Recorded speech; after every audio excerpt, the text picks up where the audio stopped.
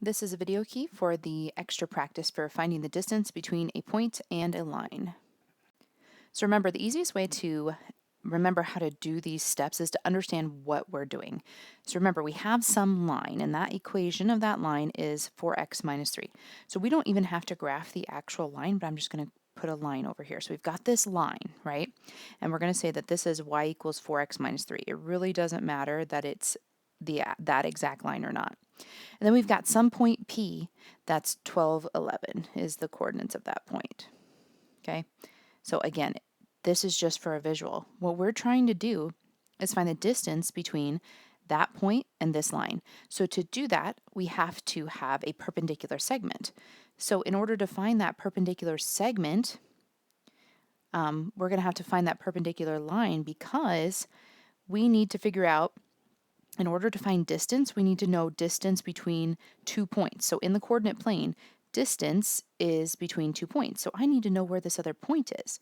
So I'm going to draw just a line perpendicular there, and I need to find out what is this point right here. That's what I'm trying to figure out. So we're going to do all this work just to find out that point and then use distance formula to find the distance from that point to this point, because that's the distance between this point to this line. Because remember, it has to be perpendicular. So in order to do that, to find where two lines intersect, that's where you have to solve a system. So in order to solve a system, to find that intersection, that's why we need the equation of that line right there. So we need the equation of a line that goes through this point P, 12, 11, and is perpendicular to this line. So the first thing we need is that information from this line. What's its slope? Well, you guys should know that that's right there. So my slope is 4, but I don't want that slope. I need the perpendicular slope. So the perpendicular slope is going to be the negative reciprocal. So the reciprocal of 4 is 1/4, but the negative reciprocal, or opposite reciprocal, is negative 1/4. So that's what I need for my slope. And then it needs to go through this point. So it has to go through 12, 11. All right, so now you're just writing an equation of a line that has this as a slope and goes through this point, which you've done many times before. So I'm just going to write y equals mx plus b. And then we're going to plug in the information that we know. And I'll go ahead and color code it here. So 11 is our y, because remember the second one's y, be careful there, is equal to our slope, which is negative 1/4, times our x, which is 12, right here, and then plus b. And we're going to solve for the y-intercept. Now, this is nice. I made it nice for you, so I'm just going to put it over 1. And you should be able to multiply that pretty easily, or even without the over 1. What's 1/4 of 12? It's just 12 divided by 4. That's 3. But you got to be careful because it's negative 3. So it's negative 3. So 11 equals negative 3 plus b. And then showing our work, we add 3 to both sides. We get our y-intercept as 14. So the equation of this full line right here that contains this segment that I want, the equation of that full line is y equals negative 1/4 x plus 14. That's the equation of this line. Now to find this point, I need the intersection of that full line, which I'll just put dash. It is a full line, but we only want that one piece. So to figure out that piece of the line, I need the intersection of this line and the line I just found the equation for.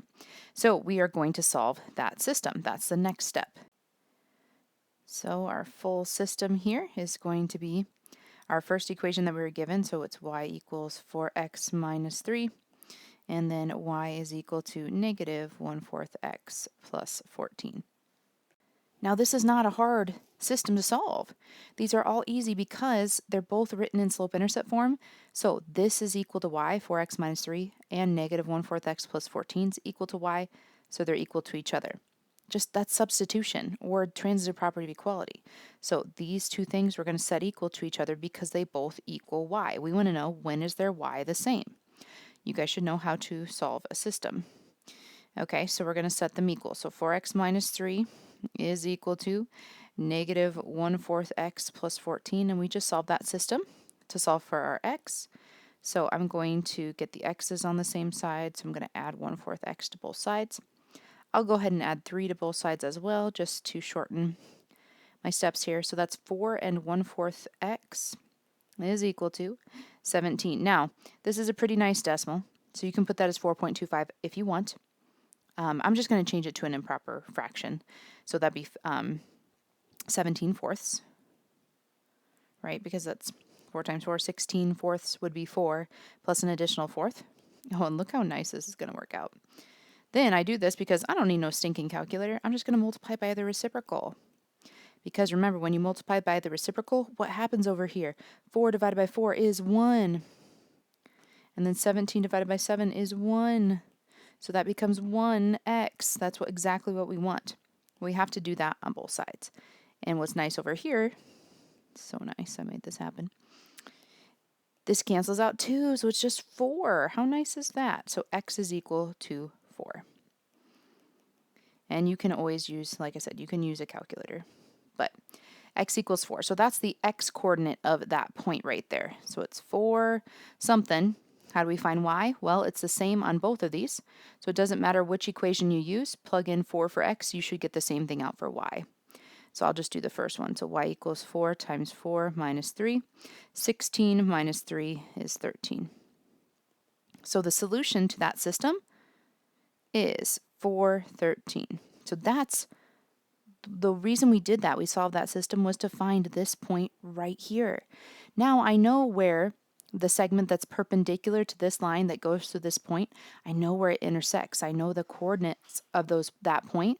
And now I can find the distance between that point and that point, which is the distance between this point and this line. So now we just need to use distance formula to finish solving. I'll go ahead and put the distance formula in case you have forgotten it. And so we're just going to do that with the 2 points.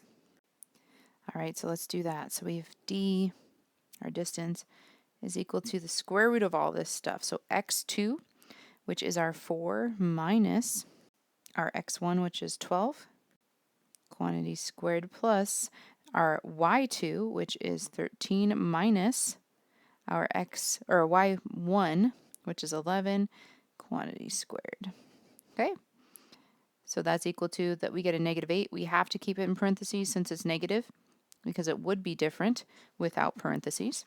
But if it was positive, it would be the same regardless with parentheses or not. That's why we don't need them for positive. So like this one, 13 minus 11 is 2, 2 squared. 2 squared without parentheses is the same thing as with, so we don't have to have them. So negative 8 quantity squared is positive 64. 2 squared is 4. So our answer is the square root of 68. That's the distance between this point P and this line y equals 4x minus 3. And that answer rounded to the nearest hundredth is about 8.25. So I'll tell you on the test what I want you to round it to. I know I don't think I did. Nearest tenth if necessary, just kidding. So it is 8.2. All right, that is how you do number 1. All right, let's go to number 2. So also, just on number 1, remember that this picture is not exactly accurate, right? Like 413 is definitely not to the right of 1211. But this is just a visual, just to give us a reference to see what we're working with. It's okay. It doesn't have to be accurate. All right, number 2. Find the distance between negative 211 and the line whose equation is y equals negative 2/5 x minus 13. So again, we don't need to have an exact picture, but we can have a picture to kind of help us visualize it. So I won't use a straight edge this time. But we're looking at y equals negative 2/5 x minus 13. And we're looking for this point, negative 211. So like, I don't know, let's say it's right here just for kicks and giggles. Maybe put it a little over more. And we're looking for this distance right here. Okay, so to find that distance, we need this point right here. So I'm just going to say it's not going to be an accurate representation of what it actually is in the coordinate plane, but it's not needed. We're just using it to help us understand the steps. So I need that right there. So I need that intersection point, so that means I need the equation of this line that contains that segment that is the distance between point P and line whose equation is y equals negative 2/5 x minus 13. So we're going to work through the same steps as we did in number 1. So I need the slope of my original line. So the slope is negative 2/5, but I don't want that slope. I need the negative reciprocal because I want a perpendicular line. So the perpendicular slope will be the reciprocal, which is negative 5/2, but the opposite. So instead of negative 5/2, it's going to be positive 5/2. Remember, one's always negative, one's always positive, reciprocals.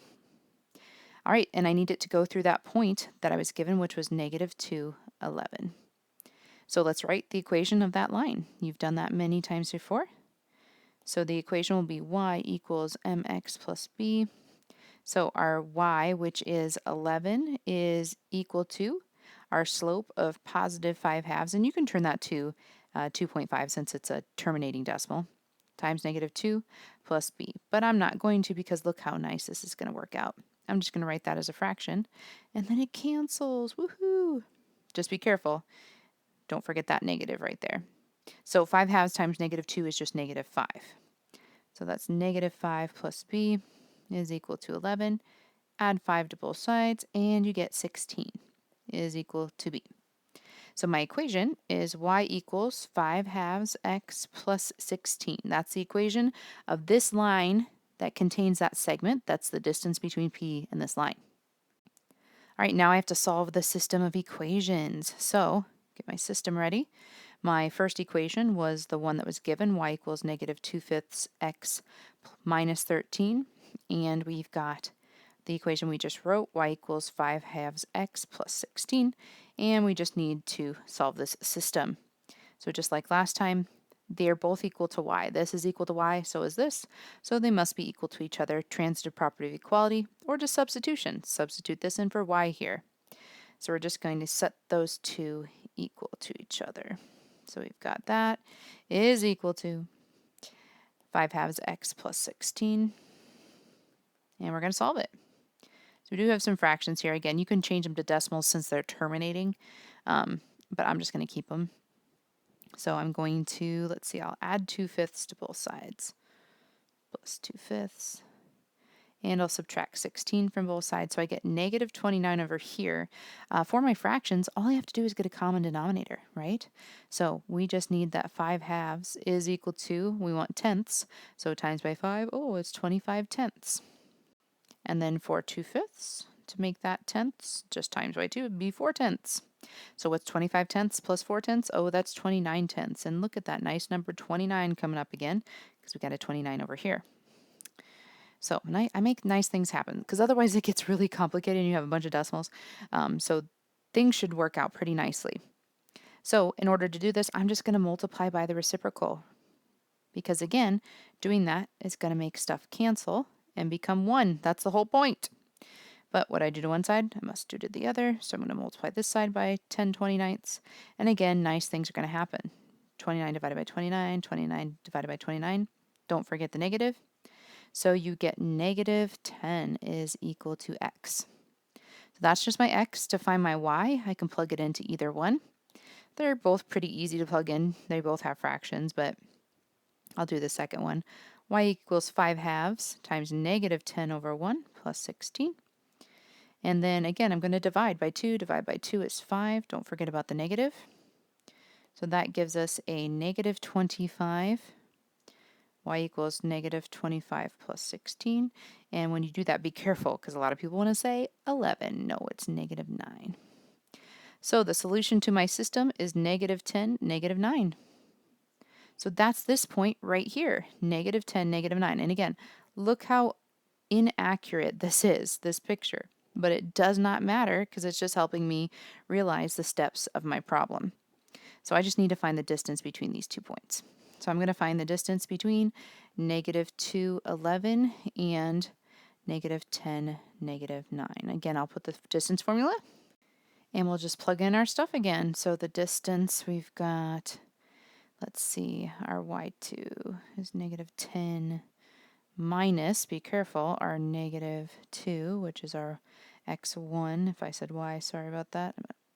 X quantity squared plus the difference in our y's. So we're going to do y2 minus our y1 quantity squared, and we got to put the square root over top. All right, so we've got -10 minus a -2 becomes adding a +2, so that's -8. Got to keep it in parentheses since it's negative. Plus, oh, more negatives. -9 minus 11 is -20 squared. And then -8 quantity squared is 64. -20 quantity squared is +400. We've got to square root that. It is the square root of 464. and that is approximately 21.5 for our distance. And that is it for number 2. All right, for number 3, again, I'm going to make a nice little picture just to give us a visual of what we're doing here. So we've got our line y equals 2x plus 4. It does not have to be super accurate here, but we're going to say that that's y equals 2x plus 4. And then we're looking at the distance between that and the point negative 3, 4. So I'm just going to say that's right here. So that's p, which is negative 3, 4. And we're looking for the distance between this point and this line.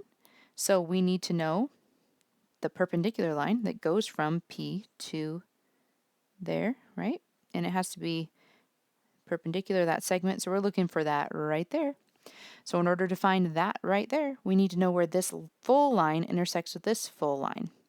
To find that intersection, then find the distance between those 2 points. So I need this full line first. So I need the equation of a line that goes through this point and is perpendicular to this line. Again, I've given you problems like that before. Those are just writing equations of lines problems. So our slope for our original given line is 2, but I don't want that slope. I need the perpendicular slope, which would be the negative reciprocal. So since that's positive, this is negative, and the reciprocal of 2 is 1/2. So negative 1/2 is my slope, and I need it to go through the point negative 3, 4. So this should be relatively easy here. Y equals mx plus b. So my y is 4 is equal to my negative 1/2 slope times my x, which is negative 3. We are going to get some decimals here, but that's okay.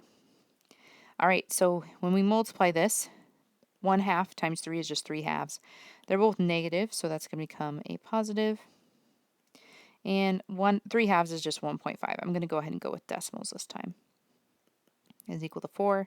So subtract 1.5 from both sides. And you're going to get 2.5 for my y-intercept.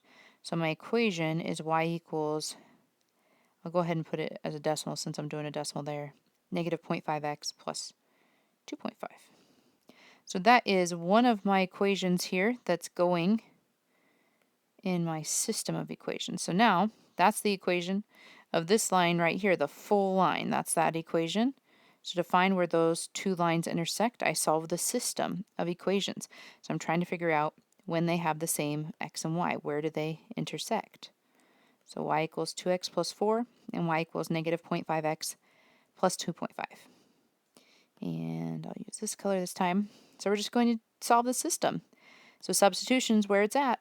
This is equal to y, so is this. So these 2 things are equal. Or you can think about just substituting this here, right? Doesn't matter. Substitution, transitive property of equality, however you want to look at it.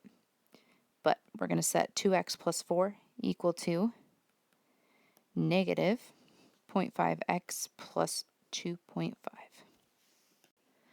All right, so let's solve it. So I'm going to just add 0.5x to both sides. And I'm going to subtract 4 from both sides at the same time. Be careful when you're doing this math. Use a calculator, okay? Try it in your head. I mean, you should be able to do this. It's really actually simple math. But you don't want to make mistakes and it affects everything else down the road. So that zeroes out, and then 2.5 minus 4 is negative 1.5. So be careful with that. All right, divide by 2.5. You might want to grab a calculator for this one. Otherwise, we can put these back into fractions. So it'd be negative 3/2 divided by 5/2, right? Because this is negative 1.5, negative 3/2. 2.5 is 5/2. And when you divide by a fraction, you multiply by the reciprocal. Look how nice that is. So again, you can do this on a calculator. It'll give you the same answer. But it'd be negative 3/5 as our answer, which is the same thing as negative 0.6. So I don't care. You can use negative 3/5. I'll go ahead and change it to negative 0.6 just because we're going to use the distance formula. So I want to use those decimals instead of putting everything in fractions. Okay, so that's my x. I need to find my y. You can do it in either one. I'm going to do it in this one just because we have whole numbers there. So y equals 2 times my x plus 4.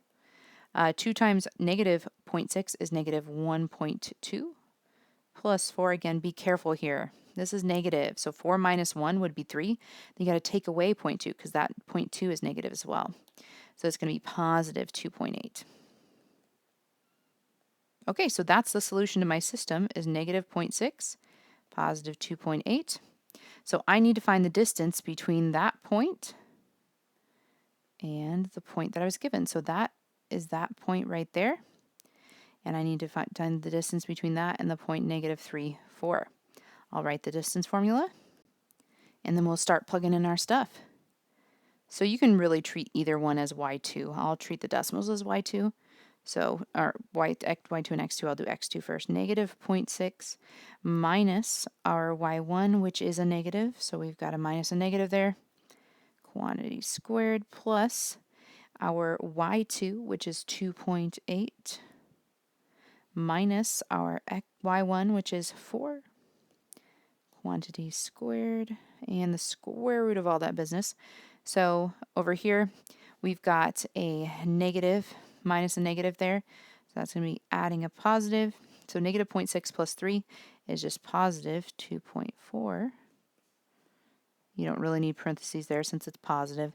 Then 2.8 minus 4, we do need parentheses. That's negative 1.2. Now, again, put this on your calculator if you're not able to do that quick math in your head, or just to check yourself so you don't mess stuff up. Get unnecessary points taken off. Like this, 24 times 24, pretty sure I know the answer. And then we'd have to, move the decimal. So I'm going to pull out my calculator just to make sure. 5.76. And then 12 times 12 is 144. So negative 1.2 times negative 1.2 is positive 1.44. And again, you can hear my calculator clicking. You can check it to be sure, because I want it in my calculator anyway, because I'm going to add 5.76, which is 7.2. So your exact answer is the square root of 7.2.